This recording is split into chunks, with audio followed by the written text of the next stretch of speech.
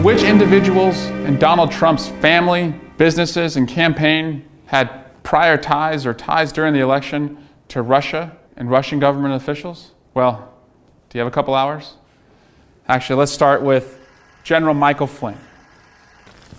General Flynn in 2015, when Donald Trump was a candidate in the Republican primary, traveled over to Russia, sat at a dinner table next to Vladimir Putin, paid for by Russia Today, who our intelligence agencies have concluded is a broadcasting company connected to Russia's intelligence services. Michael Flynn didn't tell anybody he was supposed to tell about this, denied that these contacts existed. And then, after Russia hacked into our election and President Obama put sanctions on Russia for doing so, it's reported that General Flynn made several phone calls to Russia's ambassador, Sergei Kislyak. And what did Russia do after those phone calls were made? Instead of retaliating against the United States, they did nothing. There are reports out there that General Flynn assured the ambassador, don't worry about it.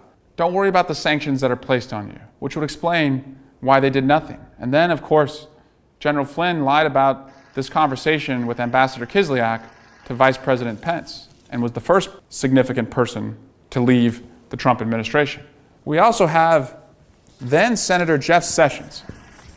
During his confirmation hearings to be Attorney General, Senator Sessions was asked a number of times by a number of different senators, did you have any prior contacts with the Russians? Senator Sessions failed to disclose this, and then we later learned that just like General Flynn, Senator Sessions had also been speaking a number of times to Ambassador Kislyak.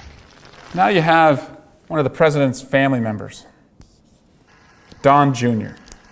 Don Jr., years before the campaign started, made a public statement that the Trump organization was seeing millions and millions of dollars being invested by Russians. In fact, he said that most of their money that was coming into the organization was coming from Russians. But what's significant about Don Jr. during the campaign?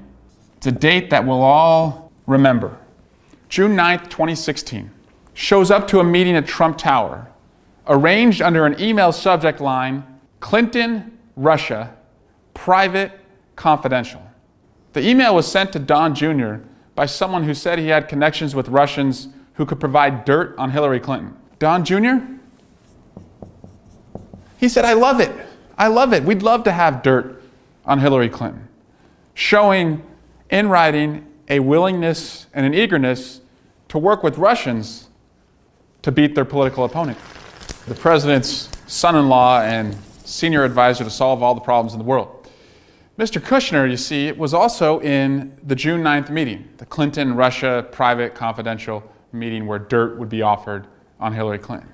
But Jared Kushner also, when he joined the White House, failed to disclose a number of contacts that he had had with Russians before the election, and during the transition period, he met with a sanctioned Russian bank.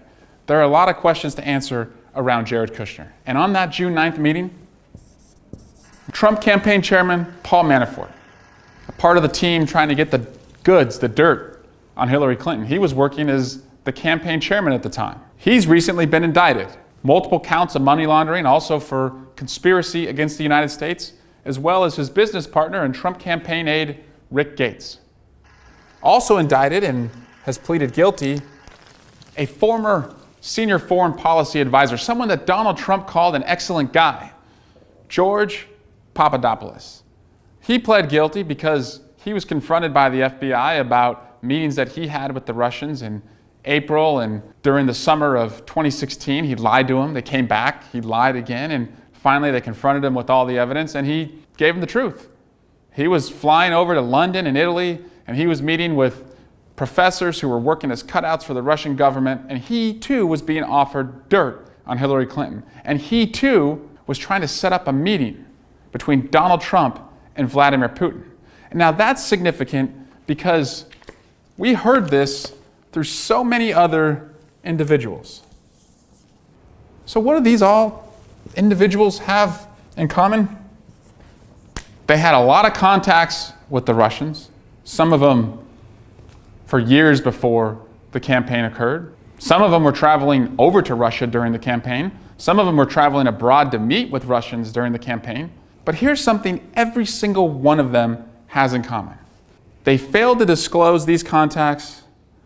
When they were asked about them, they suddenly had this Russian amnesia, where none of them could recall meeting with Ambassador Kislyak or individuals abroad. And they are only acknowledging them once confronted by either press reporting or congressional investigations that are ongoing.